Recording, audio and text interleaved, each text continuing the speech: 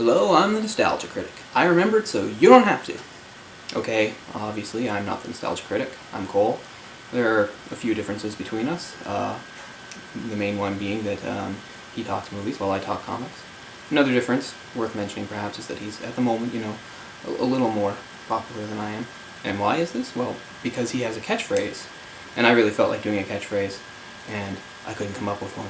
And I just felt like doing it. So I stole his. But hey, I won't steal it again, and maybe that's something I'll work on. Anyway, comics, right. So it's a little off the board, but lately I've been reading some manga. Yeah, I'm not going to say manga.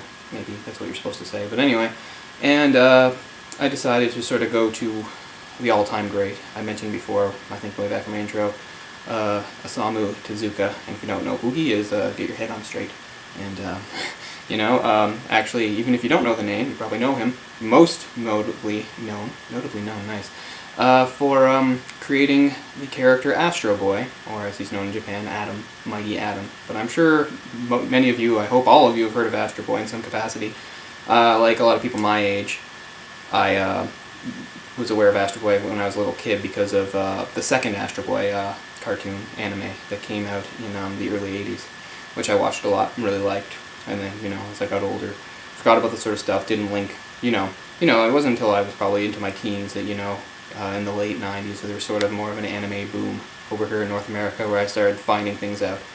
Anyway, this is a pretty cool book I picked up. There's obviously a lot of books written on this guy, and this is the Astro Boy Essays. I picked this up about 2 years ago.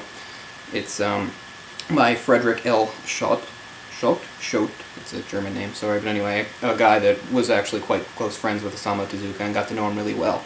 And what's nice about this book is, obviously, I can't begin to cover the scope of Tezuka's work, and it mostly focuses on Astro Boy, but that's good for people like me and people who don't know as much, because Astro Boy is something we do know a lot about.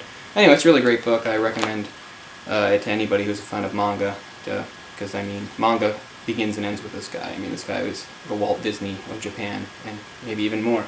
Anyway, so like I said, I'm a little off the board, because what I'm going to talk about is not one of his more, I think, well-known or celebrated works. In fact, a lot of people have called it the anti-Tezuka work. He did it in the late 70s, perhaps at a time when other manga artists were moving into much more serious sort of stuff. Not that, his work wasn't serious, but, it was known for being cartoony and light, and even though there was violence and death and that sort of thing, there was still an optimistic spin to it and all that other stuff. Anyway, I can't really do that stuff justice by, generalizing it all like that. But anyway, so this is MW. It's just like a hardcover novel. It's obviously a graphic novel, but it actually reads very much like a novel too. At least that's how I find it. Anyway, a nice hardcover novel edition that's available around here. It's the only one I'm aware of. There might be others. And it's a very dark and very serious work, and it follows basically a young, probably I guess around 30-year-old, quite successful psychopath, Yukio, I'm sorry, I mixed up his name, Mikio Yuki, who is a young banker, and he does a lot of psychopaths in popular fiction, sort of thing, good-looking, successful, charming, and, just down to the core evil. And it's all about at first he seems to have no agenda except, just to be evil and horrible, and all these things he does, and the way he can manipulate people, and suspicion is almost never cast on him. And anyway, as these things go on, he has a kidnapping, and he does and anyway, it follows these things he does that at first seem to serve no purpose. It's just anarchy, kidnapping, and murder, and rape, and you name it. There's some really disturbing stuff in here. And he's an interesting character for a lot of reasons, like a lot of psychopaths. One being that he had training as a kabuki actor, which, if you don't know, means kabuki is a style of acting that goes back many hundreds of years in Japan. Similar to other countries too, like Greece and stuff like that, or even Shakespeare-esque time. Sorry, I'm not explaining that well. But, England, I just mean other countries, obviously. It was a very old tradition for, women not to be in plays and men play all the parts. Kabuki is sort of that taking the extreme, men playing women. And anyway, I'm getting off point, but he had, this character had training in that. So one of the things he would do is he would impersonate women very effectively, and use this, again, to divert suspicion and, fuck shit up, you know, and, and stir things up and continue his own plans, including impersonating some of the women he murdered. And anyway, really big, interesting part of this is that he actually, we find out he actually has an interesting relationship with a Catholic priest in Japan. There are, and there were then too Catholic priests in Japan. A man named Gerai, I believe it's Gerai, G-A-R-A-I. I'm sorry again, when I read these things, I'm not always sure how to pronounce them. Who, as we find out, they have some sort of shared past, and we find out almost immediately have an interesting relationship in that he is fully aware of just how evil Mikio is, and yet he doesn't do anything about it. And we find out that he's sort of, if not in love with him, infatuated by him in some way, as many people come to be, men and women. And again, this was in the late 70s, so, you know, it was a pretty controversial thing. There is, you know, homoeroticism, there is homosexual stuff going on in here between those two, and there's other stuff too. Again, late 70s, kind of, you know, a big deal, hot button thing back then, you know, I mean, you know what I mean. And in Japan too, which I think was a little slower about that sort of thing. But anyway, so a very hot topic, controversial type thing. And anyway, so I'm not really talking much about how the story goes or how it's written. Well, anyway, like I said, if you're familiar with Tezuka's work, his artwork too, his artwork hasn't really changed in it. Oh, but this is in black and white, no color, which I think works very well.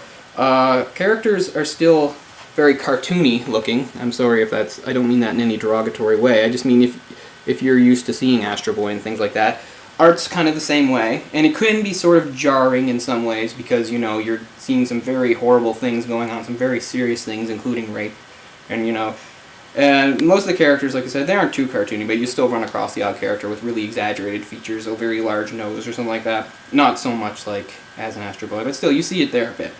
Anyway, maybe some people would have trouble adjusting to that. I don't. I'm too used to, you know, I've just read and seen way too many things. Anyway, I'm really running out of time with this thing a lot, but I just want to say it's in 26 chapters. It's a fairly long read if you do it the right way. I wouldn't, you know, advise go, you know, blazing through it. You shouldn't do that with anything, but I just mean, it's not that it's that complex and layered. And anyway, and a backstory develops, and it's called MW because of this experimental gas that is linked to their past. Again, the priest and Mikio, you find out an incident happened on this island that was covered up by the government, and it actually explains why Mikio is the way he is. And eventually, as the plot rolls forward, you find out that he's actually moving towards sort of an ultimate, in his head, kind of revenge against what had happened to him, sort of being stripped of his own humanity. But at the same time, he's weird in that, you know, he seems to recognize he's been stripped of humanity, but again, really enjoys being, you know, a murdering, raping psychopath who just does horrible things. So, and again, the priest, Garai, you can get really frustrated because you're just like, you know what this guy can do. You've seen what he does. Why are you sleeping with him and things like that, or lying for him? And of course, he does eventually wind up being used, as so many people he meets goes.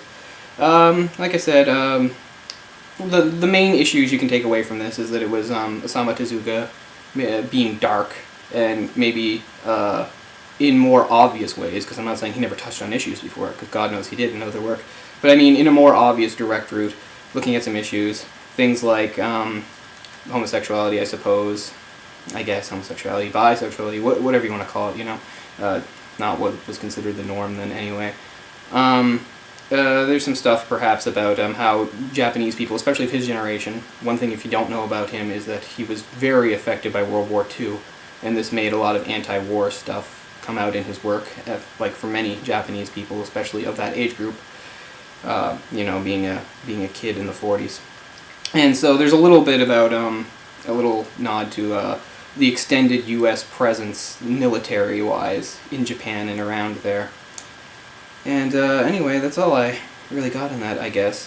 Just wanted to say again, it's a really fascinating read, and I will say I'm disappointed in the ending. It's sort of it builds to a lot of stuff, and then in the end I don't think it really lives up to as good as the story is. But that doesn't ruin it or make it horrible. There's also a twist that's sort of set up that you can see coming a mile off. But still, I think I wanted to do this video because I thought, you know, it's probably something a lot of people aren't aware of, and it's something that's interesting you should check out, whether you like manga or anything, because you know me, it's just all about the stories. Alright, so I'll catch you later. I'm Cole, and I don't have a catchphrase. Bye.